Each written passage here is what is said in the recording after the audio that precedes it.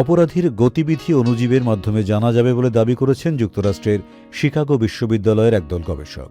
তারা বলছেন, কোনো অপরাধ সংগঠনের সময় ডিএনএর পাশাপাশি বিভিন্ন অণুজীবের সাহায্যে অপরাধীদের গতিবিধি জানা যাবে।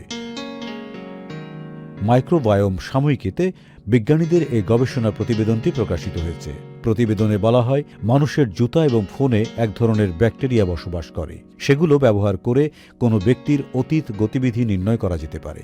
সিডনি মর্নিং হেরাল্ড জানায়, শহরের পরিবেশে সুনির্দিষ্ট সম্প্রদায়ের মধ্যে মাইক্রোবায়োনিক নির্ভর পদ্ধতি অপরাধ কর্মকাণ্ডের তদন্তে বিশেষ সহায়ক হতে পারে। সুখবর প্রতিদিন।